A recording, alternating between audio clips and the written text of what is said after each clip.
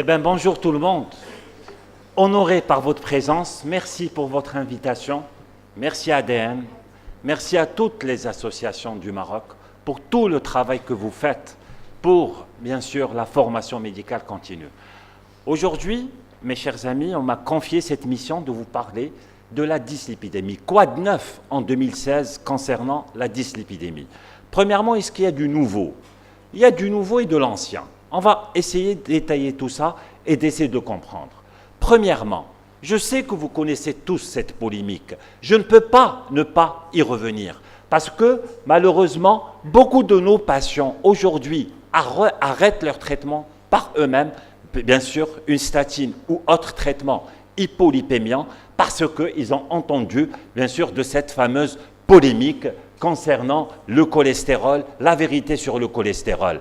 Alors ça, s'il vous plaît, il faut l'oublier. C'est du n'importe quoi. On peut en parler tout à l'heure en détail. Tout ce qui a été ramené par ces orateurs, qu'est-ce qu'ils ont dit? Pourquoi ils incriminent les statines? Mais ça, c'est du n'importe quoi. C'est des gens qui ont édité des livres. Ils veulent les vendre parce qu'ils n'ont plus de travail, parce qu'ils sont radiés par leur ordre. Donc, ils doivent vendre, ils doivent gagner de l'argent. C'est pour ça qu'il y a eu cette polémique. Ça, c'est important. Bien sûr, les polémiques ne datent pas d'hier. La première polémique, c'est concernant déjà l'insuline. L'insuline, regardez, dans les années 20, à Toronto, il y avait donc ces articles dans les journaux comme quoi l'insuline, il ne faut pas la donner aux diabétiques de type 1 parce qu'elle va le tuer. Est-ce que vous pensez que l'insuline tue? L'insuline, c'est la vie chez le diabétique de type 1. Donc, chaque médicament, chaque produit a sa polémique, mais après, il faut être, bien sûr, dépasser tout ça. Et j'aime bien cette photo. Est-ce que ce monsieur-là, qui paraît en pleine forme, en bonne santé, est-ce que ce monsieur court des risques? Est-ce qu'il a un risque de mourir, ce monsieur? Mais bien sûr, il a un risque de mourir. Donc ça, c'est un message très important. Deuxième point, c'est les statines. C'est vrai que les statines, parce que c'est ce que disent ces médecins, c'est un effet pléiotrope. C'est vrai que la statine, au départ, quand elle a été découverte, les premières statines découvertes, quand il y a eu plusieurs par la suite, il y en a même qui ont été retirées du marché, telles que la sérivastatine. C'était de la recherche pour trouver un antibiotique. Et en faisant cette recherche pour trouver un nouveau antibiotique, on a trouvé que la statine réduisait le taux de LDL cholestérol. Et c'est là on a dévié, bien sûr, sa fonction comme un anti-cholestérol. Après les statines, il y a eu aussi les fibrates. Les fibrates qui, en 1975, les laboratoires Fournier ont produit le premier fibrate qui est le phénofibrate, bien sûr. Donc, on a vu que c'est des molécules qui marchaient sur le métabolisme lipidique. Alors, est-ce que ça marche? Est-ce que ça sauve le cœur du patient? Il est clair, je n'ai rien à vous rajouter. Il est clair que plus le LDL cholestérol augmente, plus les événements coronariens augmentent. Ça, c'est indiscutable. Alors, d'ailleurs, la dernière étude est de cette étude, l'étude IMPROVE-IT, qu'ont été publiées les dernières recommandations européennes, françaises, tout ce que vous voulez, c'est à partir de cette étude, plus le LDL cholestérol est bas, plus on fait moins d'événements cardiovasculaires majeurs. Donc ça, je le dis, il n'y a pas photo. Plus on baisse le LDL, plus on sauve le cœur du patient. Il y a des études actuellement en cours, ils ne sont pas encore publiés, on n'a que les premiers aperçus. C'est des études qui ont tenté de baisser chez les patients qui sont à haut risque cardiovasculaire, de ramener leur LDL cholestérol à 0,5.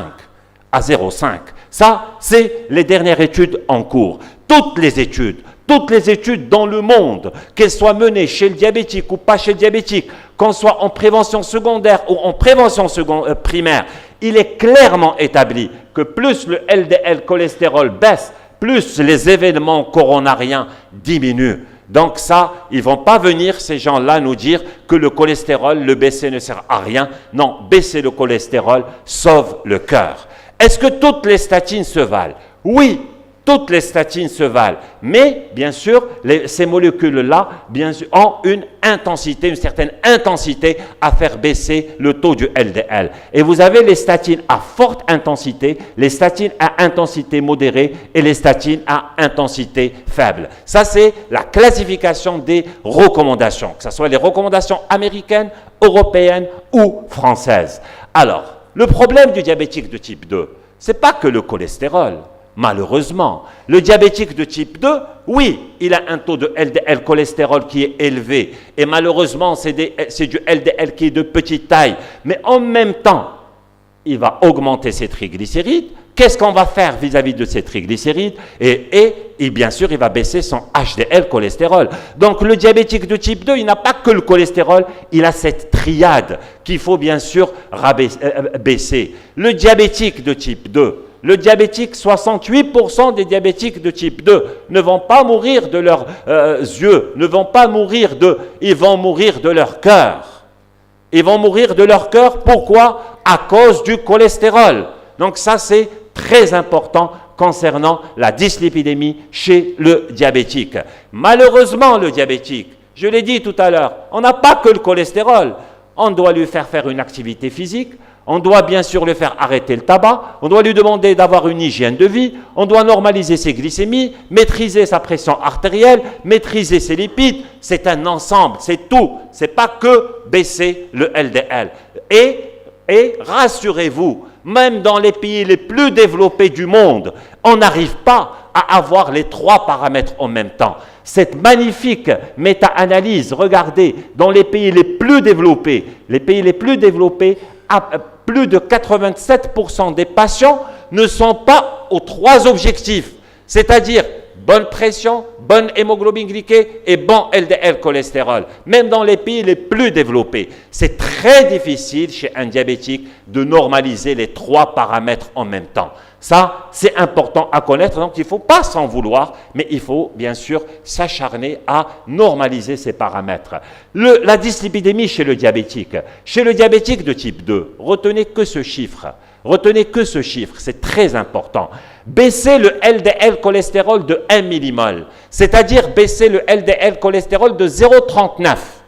Je ne dis pas de chiffre. Est-ce que je vais le baisser à 0,7 ou à moins de 1 ou je dis baisser le LDL cholestérol de moins 0,39, votre patient va faire moins 21% d'événements cardiovasculaires. Vous sauvez 9% de vos patients d'un décès. Rien que de baisser le LDL de 0,39. Regardez ce que ça apporte pour le diabétique de type 2. Oui, vous allez me dire, mais il va présenter des symptômes de douleurs musculaires. Toutes les statines peuvent donner des douleurs musculaires, mais fort heureusement, la rhabdomyolyse, c'est quelque chose de rare. Et c'est un effet dose. Plus vous augmentez la dose de votre statine, plus il y a ce risque. Il faut juste avertir le patient qu'en quoi il peut y avoir des douleurs musculaires. Et là, on peut, sur un réajustement de la dose, lui faire éviter ces troubles, ces effets indésirables. Vous allez me dire, mais la statine donne aussi le diabète. Oui, c'est vrai que déjà dans l'étude Jupiter, il est sorti que chez les gens qui sont prédisposés au diabète, ils vont augmenter leur hémoglobine glyquée. Mais ça, ce n'est pas propre qu'à la rosuvastatine. Toutes les statines peuvent élever le taux de glycémie. Mais l'effet du cholestérol l'emporte.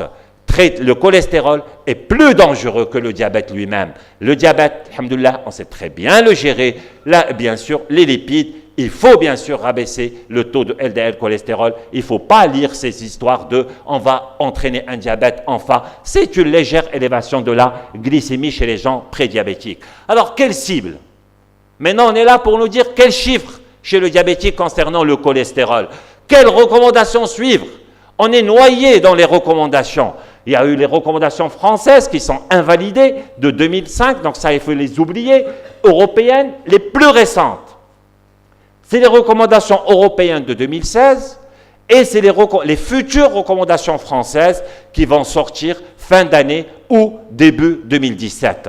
Lesquelles je vais vous présenter? Moi, j'estime que les futures recommandations françaises, c'est les plus faciles pour nous tous dans nos cabinets à utiliser et vous allez voir pourquoi. Pourquoi? Ça, c'est les dernières recommandations européennes publiées en août 2016. Alors, et je l'ai dit, moi j'ai préféré vous présenter ces recommandations de ce groupe de travail de la Société française d'endocrinologie, de la Société francophone de diabétologie et de la Nouvelle Société française d'athérosclérose. Donc ces trois grandes instances vont publier, c'est pas encore publié, ça c'est juste un aperçu des futures recommandations, vont publier les nouvelles recommandations françaises. Alors, le bilan lipidique. Pourquoi je reviens sur ce point? Le bilan lipidique, oui, il est important de le faire. Il est important chez un patient à risque de voir il est à quel niveau de risque. Donc, il faut faire le bilan lipidique et en même temps, ça va vous permettre de savoir est-ce que c'est une dyslipidémie primaire ou secondaire. Deuxièmement, est-ce que lors du suivi, il faut continuer à faire des bilans lipidiques? Pourquoi j'en parle? Parce que les Américains, ils vous disent, quand vous allez baisser votre taux de LDL, il faut le baisser à un certain pourcentage. Et après, ne refaites plus jamais de bilan lipidique à votre patient. Ça y est, c'est fini. Une fois que vous avez mis une statine, elle est à vie, ça ne sert à rien de contrôler le bilan lipidique. Les Français disent non, on n'est pas d'accord sur ce point. Il faut continuer à contrôler le bilan lipidique. Pourquoi il faut contrôler? Pour voir est-ce qu'il faut intensifier? Est-ce qu'on est efficace? Est-ce que le patient prend son traitement ou pas? Est-ce que sur le plan nutritionnel, le patient suit? Parce que si vous avez des triglycérides de départ à 2 grammes et 3 mois après, il est toujours à 2 grammes, les triglycérides, 100% des triglycérides sont d'origine alimentaire. Ça veut dire que c'est quelqu'un qui ne fait pas son régime. Donc, c'est important d'avoir un bilan lipidique dans le cadre du suivi. Ça, c'est indispensable. À quel rythme? On le verra. Alors, le HDL cholestérol, c'est vrai qu'en 2016, il est remis en cause comme facteur causal de risque cardiovasculaire. Cette phrase est très importante. Est-ce que quelqu'un lui faire augmenter son taux de cholestérol, lui sauve son cœur? Son HDL cholestérol lui sauve son cœur. Aujourd'hui, on n'est pas sûr. On revient sur ça. Mais ce qui est très important, c'est que le HDL cholestérol demeure un puissant marqueur de risque cardiovasculaire. C'est-à-dire, quand vous avez quelqu'un qui a un taux de HDL bas, c'est sûr que ce patient, il est à risque de faire des événements coronariens. Lui faire augmenter son taux de HDL ne veut pas dire que vous le sauvez. Est-ce que c'est clair? C'est important, parce qu'on a toujours dit, on va lui faire augmenter pour protéger son cœur. Maintenant, cette idée-là, elle est en train d'être retirée, bien sûr, c'est important de le savoir. Le LDL cholestérol, attention s'il vous plaît. Quand vous avez des gens qui ont un LDL cholestérol supérieur à 1,9, faites des enquêtes familiales, recherchez une hypercholestérolémie familiale, parce que vous pouvez y passer. Quelqu'un est passé à côté, il faut voir la fratrie, il faut voir tout ça, c'est très important. Un LDL cholestérol sans hypertriglycéridémie, quand il dépasse 1,9, méfiez-vous d'une hypercholestérolémie familiale. Aussi, méfiez-vous quand vous avez des taux de LDL qui dépassent 3. Méfiez-vous quand vous avez des taux de triglycérides qui dépassent 10. C'est à 1000% familial. Attention, et je l'ai dit la dernière fois, le dimanche dernier, vous avez des taux de triglycérides très élevés chez quelqu'un et la fratrie, vous n'avez pas fait votre enquête. Si un des enfants, une femme par exemple, pendant sa grossesse, 3e mois de grossesse, vous fait une pancréatite parce que vous n'avez pas recherché une hypertriglycéridémie, alors démerdez-vous avec cette pancréatite chez une femme enceinte au 3e trimestre. Donc ça, c'est malheureux. Donc quand vous avez des taux de triglycérides très élevés, qui dépassent 10, quand vous avez un taux de LDL qui dépasse 1,9, faites une recherche de la fratrie, c'est important. Quel facteur de risque? On nous noie de facteurs de risque. Suivre, retenez ça. Retenez les fameux facteurs de risque cardiovasculaires français. Ils sont simples à retenir et que vous pouvez apprendre et utiliser en 2 secondes dans vos cabinets. C'est-à-dire l'âge, l'hérédité, le tabac, l'hypertension, le diabète, le HDL. Retenez ça. La nouveauté en 2016, c'est ça. C'est le diabète de type 2 ou diabète de type 1 de plus de 15 ans d'évolution. est un facteur de risque. Un autre facteur de risque, c'est l'insuffisance rénale. Donc, retenez ces facteurs de risque cardiovasculaire. C'est simple à calculer dans vos cabinets. Ça vous prend 2 secondes. Ça, c'est important. Est-ce que vous allez utiliser ces scores-là? Est-ce que quelqu'un parmi vous prend le temps dans son cabinet et utilise ces tablettes? Moi, je ne le fais pas. Moi, je ne le fais pas. Dans tous les cas, ces scores-là, vous pouvez les utiliser. Rien ne vous empêche. Rien ne vous empêche, mais il faut savoir que ces scores concernent la mortalité, le risque de mourir à 10 ans. Il ne vous donne pas ce score HDL, le risque de faire un événement coronarien à 10 ans. Il vous donne le risque de mourir à 10 ans. C'est différent. Et aussi, c'est un, bien sûr, calculateur qui ne fait pas intervenir le diabète. Donc ça, c'est le score HDL des recommandations européennes. Est-ce que vous allez utiliser le score américain? Là, je vous le déconseille. Là, je vous dis non, ne l'utilisez pas. Parce que si vous l'utilisez, si vous faites un calcul, vous allez vous retrouver, tous vos patients qui ont plus de 75 ans, 87%, vous allez être obligé de les mettre sous statine. Non, non, n'utilisez pas le score américain. Quel score? Quel score? Il faut utiliser, selon les recommandations françaises, le calcul du risque cardiovasculaire à 10 ans en faisant le cumul des facteurs de risque. Ce que j'ai dit tout à l'heure, il a 2, il a 3, il a 4 facteurs de risque, ce que j'ai montré tout à l'heure, l'âge, l'hérédité, etc. Bien sûr, méfiez-vous des gens qui ont, bien sûr, un athérome infraclinique. Ces situations-là, on va les placer directement dans un risque intermédiaire ou qu'on appelle aussi risque modéré. Alors, attention, toujours éliminer une hypercholestérolémie secondaire. Je vais vous donner un exemple simple. Je ne sais pas si j'ai le temps. Oui, j'ai encore le temps. Un exemple très simple. Vous avez quelqu'un qui a 70 ans, qui vient vous consulter, qui n'a jamais eu de problème de santé, il a un diabète, et là, vous faites un bilan lipidique et vous trouvez un taux de LDL à 1,90, 2 grammes. C'est impossible s'il a quelque chose de secondaire caché. Recherchez une hypothyroïdie, recherchez une prise de corticoïdes. Parce que si à 70 ans, 75 ans, il a 2 grammes de LDL, il aurait dû faire son infarctus il y a 5-10 ans. C'est impossible. Donc, attention, méfiez-vous de ces petites astuces. Quelqu'un, personne âgée, qui vient avec un taux de LDL élevé pour la première fois, c'est certainement un problème secondaire. Recherchez l'hypothyroïdie, recherchez une toxicité médicamenteuse. Alors, les recommandations françaises, ils vont stratifier le risque en 4 catégories. Premièrement, un patient, on va dire qu'il est à risque faible lorsqu'il a entre 0 et 1 facteur de risque hors diabète. C'est-à-dire ce que j'ai dit tout à l'heure, les facteurs de risque, il faut retirer le diabète. Parce que dès qu'on est diabétique, vous allez voir tout à l'heure. Donc, entre 0 et 1 facteur de risque, c'est faible risque. Un risque intermédiaire, c'est 2 facteurs de risque. Un risque élevé, c'est 3 facteurs de risque au plus. Et le très haut risque, quand on est dans le très haut risque, d'emblée, on est dans la prévention secondaire. Et vous allez voir tout à l'heure qu'est-ce qu'il faut faire. Bien sûr, ces scores, vous pouvez les utiliser. Je ne vous dis pas qu'il ne faut pas les utiliser. Bien sûr, le Framingham, vous pouvez l'utiliser. Pour ceux qui ont un ordinateur dans leur cabinet, ils vont introduire tout ça et ça va leur donner le calcul Framingham. Alors, que disent les recommandations? C'est simple.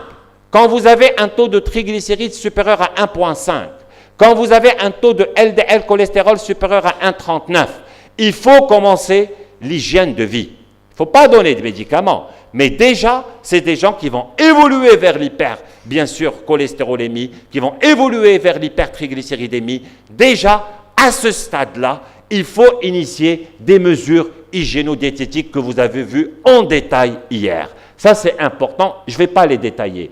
Alors, quand vous avez des triglycérides, vous savez que les triglycérides, 100% des triglycérides sont d'origine alimentaire. C'est soit les sucres, soit l'alcool. Donc déjà, l'hygiène de vie en matière de triglycérides, c'est quelque chose de très important. Il faut une perte de poids, une activité physique, réduire les sucres rapides.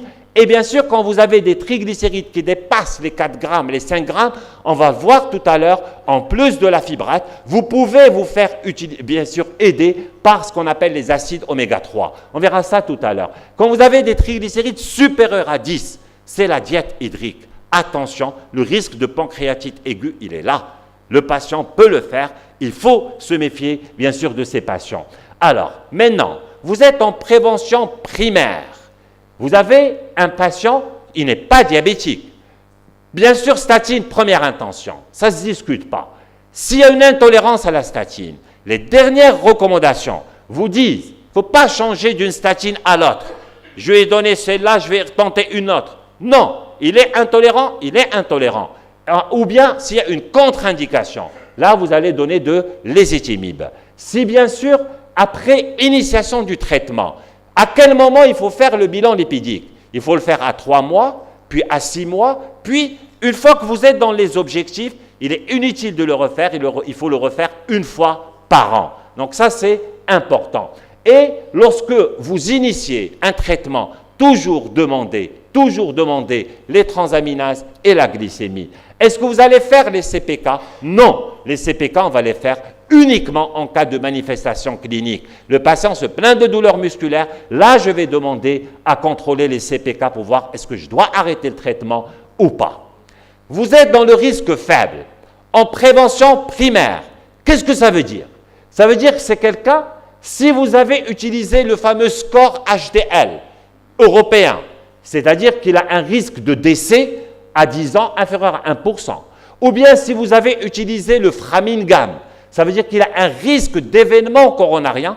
Vous avez vu la différence entre le score et le Framingham? Le score vous donne le risque de mourir. Le Framingham vous donne le risque de faire un événement coronarien à 10 ans.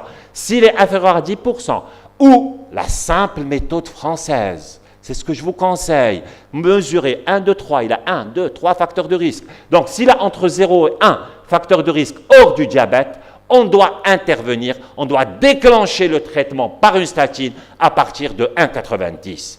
Avant, c'était 2,20 les Français, mais ça, ils l'ont enlevé. Il faut déclencher le traitement à partir de 1,90. Si vous êtes dans un risque intermédiaire, ou qu'on appelle aussi modéré, le score, il est entre 1 et 5%. Le Framingham, 10 à 20%, ou tout simplement 2 facteurs de risque cardiovasculaire. Si un patient a 2 facteurs de risque cardiovasculaire, je déclenche le traitement à partir de 1,30. Les Européens ici, les dernières recommandations 2016 disent 1,15, mais les Français disent 1,30. Alors, maintenant, vous êtes à risque cardiovasculaire élevé, c'est-à-dire le score supérieur à 5%, le Framingham supérieur à 20%, ou tout simplement, si vous avez plus de 3 facteurs de risque cardiovasculaire. On va déclencher le traitement dès que le LDL atteint 1 gramme. C'est-à-dire, dès que le LDL dépasse 1, supérieur ou égal à 1, on a 3 facteurs de risque cardiovasculaire, on déclenche le traitement, il faut traiter le patient. Maintenant, le haut risque cardiovasculaire, c'est qui a un haut risque cardiovasculaire? C'est bien sûr les gens qui ont une insuffisance rénale, les diabétiques avec atteinte d'organes cibles, c'est-à-dire néphropathie, rétinopathie. Un diabétique qui a une rétinopathie diabétique, un diabétique qui a une néphropathie diabétique, automatiquement, on est dans la prévention secondaire, automatiquement, on est à très haut risque cardiovasculaire. Ou bien, un diabétique qui a 2 facteurs de risque. Un diabétique qui fume et qui est hypertendu, d'emblée, il rentre dans le très haut risque. Et d'emblée, on est dans la prévention secondaire. L'objectif, c'est ces gens-là, c'est d'avoir un LDL inférieur à 0,7. Vous allez me dire, c'est difficile. Oui, c'est difficile d'atteindre le 0,7. Ne vous acharnez pas. L'essentiel, c'est de le ramener à moins de 1. Si vous avez un patient chez qui il tolère la statine, vous pouvez atteindre le 0,7 tout en tolérant la statine. Allez-y. Mais si jamais vous changez, vous augmentez, vous rajoutez un médicament pour atteindre le 0,7 parce qu'il est à très haut risque ou parce que vous êtes dans la prévention secondaire, attention, laissez-le à 0,8, laissez-le à 0,9. Parce que si vous augmentez, vous faites des effets indésirables, tant mieux. Mais si vous pouvez y arriver sans effet indésirable, tant mieux aussi. D'accord? Donc, ces gens-là, c'est le fameux 0,7. Maintenant, la prévention secondaire, c'est ce que j'ai dit. C'est ce que j'ai dit tout à l'heure, c'est-à-dire un risque équivalent de prévention primaire, c'est un diabétique avec 2 facteurs de risque cardiovasculaire, un diabétique avec atteinte d'organes cibles, d'emblée, on est dans la prévention secondaire. l'idéal, c'est d'avoir 0,7. Je vous ai dit, il y a des études actuellement en cours qui veulent les ramener à 0,5. Pourquoi le 0,5? Le 0,5, c'est le LDL fœtal. On ne peut pas descendre en dessous de 0,5. Alors, donc, maintenant, l'hypertriglycéridémie, est-ce qu'elle a un rôle? Oui. Aujourd'hui, c'est clairement établi que l'étude GWAS, c'est une récente étude qui se vaut parce que c'est une méta-analyse d'énormément de patients. Il dit qu'il y a une relation entre génotype déterminant le taux de triglycérides et le risque cardiovasculaire. On a toujours dit que les triglycérides, non, on a peur du foie, pour le foie, on a peur pour le pancréas, que le patient fasse une pancréatite, mais ce n'est pas grave pour le cœur. Non, cette étude a démontré que le taux de triglycérides élevé a aussi un impact sur le risque cardiovasculaire. Mais cet impact-là n'est pas aussi intense que le taux de LDL cholestérol. Donc, le cholestérol est plus important sur le plan cardiovasculaire. Comment on va traiter l'hypertriglycéridémie? Ça, je vous donne les futures recommandations françaises. C'est très important. Vous avez l'hypertriglycéridémie qui est souvent associée d'un HDL bas. Comment vous allez traiter tout ça? Quand vous avez une hypertriglycéridémie modérée, entre 2 à 5 grammes, d'abord, statine. Statine avec un objectif de LDL. Vous avez dit, moi je veux 1,30 de LDL, moi je veux 1, moi je veux 0,7. Donc vous avez votre objectif. Si l'objectif n'est pas atteint, il faut ajouter de l'ézétimib. Donc, si, bien sûr, l'objectif du LDL, il est là, ça y est, je suis à 0,8 de LDL, mais mon taux de triglycérides dépasse 2 grammes, et mon HDL, il est inférieur à 0,40, là, à ce moment-là, il faut donner du phénofibrate. C'est du phénofibrate et d'après mon expérience, d'après la littérature anglaise, d'après les recommandations européennes, il faut les dissocier. Il faut donner le phénofibrate le matin et la statine le soir. Donc, pour minimiser le risque d'effets secondaires, et c'est du phénofibrate qu'il faut donner. Attention, parce qu'il y a un autre médicament qu'on n'a pas au Maroc, c'est une fibrate, mais c'est du phénofibrate, c'est parce que c'est là où il y a le moins de risque d'interaction entre les deux médicaments. Quand vous avez des taux de triglycérides qui dépassent 5 grammes, donc à ce moment-là, fibrate en première intention. Ça ne se discute pas. On ne va pas donner une statine, n'importe quelle puissance qu'elle a. Alors, je ne vais pas donner une atorvastatine ou une rosuvastatine à forte dose devant des triglycérides à 5 grammes. Non, c'est une fibrate qu'il faut donner. Première intention. Si, malgré ça, vous n'êtes pas dans les objectifs de triglycérides, vous pouvez vous faire aider par les acides oméga 3. Malheureusement, on les avait au Maroc, maintenant on ne les a plus. Les gens le ramènent de France et on peut aller jusqu'à 3-4 grammes, ça ne dérange pas. C'est le fameux, parce qu'il n'existe pas au Maroc, donc je peux dire le nom, c'est le fameux Omacor. Omacor. Donc c'est de l'acide oméga 3 qu'on peut associer avec le lipanthyl, par exemple le fibrate. Alors, si vous avez des triglycérides inférieurs à 5, bien sûr, avec fibrate, mais le LDL n'est pas dans les objectifs, là vous pouvez rajouter la statine au phénofibrate. Attention, c'est important. Et voilà, ça résume un petit peu les recommandations. C'est important, moi je me dis, ce schéma-là, apprenez-le par cœur, il est très facile. Alors, vous avez ici, si vous calculez le score, qu'on a dit tout à l'heure, le score HDL, ou si vous mesurez le nombre de facteurs de risque à la vieille méthode française, qui est facile, quand vous avez entre 0 et 1 facteur de risque cardiovasculaire, le risque, on dit, il est faible. On va déclencher un traitement à partir de 1,9. Quand vous avez 0 facteur de risque, mais il est diabétique, d'emblée, il est dans le risque intermédiaire. Je déclenche le traitement à partir de 1,30. Quand j'ai un facteur de risque cardiovasculaire ou un diabétique de type 2 avec un facteur de risque cardiovasculaire, je vais dire qu'il a un risque élevé. Je déclenche le traitement à partir de 1 de LDL. Je vais viser le LDL à 0,7 quand je suis en prévention secondaire, c'est-à-dire un patient diabétique de type 2 qui a soit 2 facteurs de risque, soit il a une atteinte d'organes cibles tels que les yeux ou les reins. Et je vous remercie.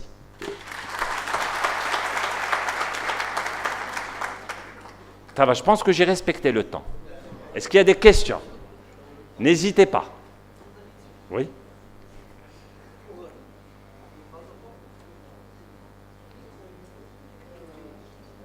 Alors, je vais juste rajouter. C'est vrai que les Américains, ils préconisent baisser le taux de LDL avec un certain pourcentage. Le baisser de 50%, de 40%. Mais pourquoi ils ont fait ça?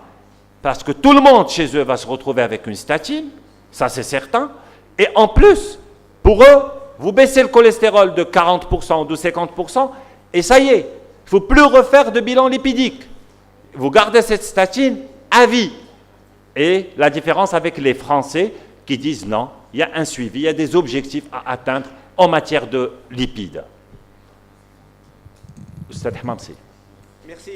Merci Dr Tazi pour votre excellent exposé. Est-ce qu'il y a des questions dans la salle? Merci Dr Tazi pour votre communication. Dans votre slide, vous avez noté si triglycérides supérieurs à 5, mesures, malgré les mesures hygiéniques. Donc ça suppose qu'on donne un délai pour les mesures hygiéniques, mais pour quel délai? Rapide. C'est 15 jours, maximum 2 semaines. Il ne faut pas attendre 1 mois à 3 mois. Parce que les triglycérides, et je l'ai dit, j'ai insisté tout à l'heure, 100% des triglycérides sont d'origine alimentaire. Vous pouvez aujourd'hui avoir un taux de triglycérides à 3 et demain à 2,50, 1,80. Les triglycérides dépendent de ce que vous avez mangé, bien sûr, longtemps, mais aussi de ce que vous avez mangé la veille et est-ce que vous avez respecté les 12 heures de jeûne. Donc, oui, les mesures hygiéno-diététiques, d'abord en matière de triglycérides. D'abord en matière de triglycérides. Mais si j'ai quelqu'un qui est à 5 grammes, qui est à 6 grammes, il dépasse les 5 grammes, oui, je vais tenter l'hygiène de vie, mais je vais le tenter pendant une courte période. Moi, je ne peux pas courir le risque qu'il me fasse une pancréatite. Une autre, s'il vous plaît, vous avez noté 6 triglycérides supérieurs à 10, diète hydrique. Qu'est-ce que vous entendez? Alors, en Europe, qu'est-ce qu'ils font à ces patients? Ils les hospitalisent et ils les mettent, ils les font jeûner. Ils les font jeûner, mais ils ne donnent que de l'eau à boire, des bouillons de légumes à boire, tout ce qui est hydrique. Ils leur apportent les nutriments, des légumes, de fruits, etc., mais sous forme, bien sûr, hydrique, pour faire baisser rapidement leur taux de triglycérides. Très bien. Docteur Le Chef.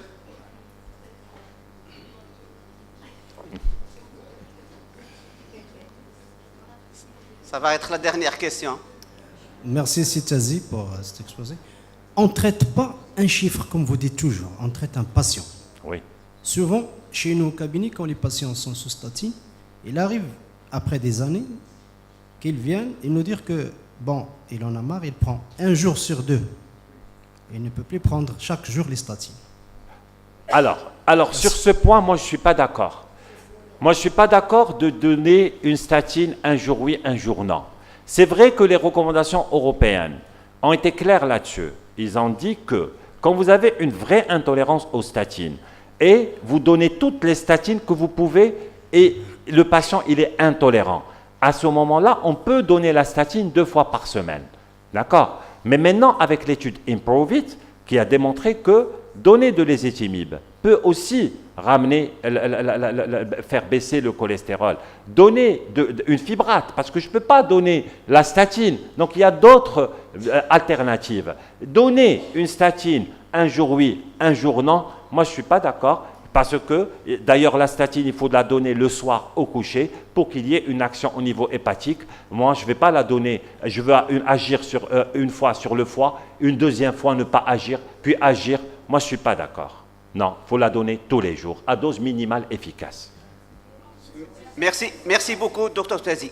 Oui, l'association, je réponds juste, oui, l'association statine-ézetimibe, je l'ai dit tout à l'heure, quand vous n'êtes pas dans l'objectif du LDL avec la statine, il faut rajouter de l'ézetimibe. Oui, les deux, bien sûr. Il y a la molécule associée.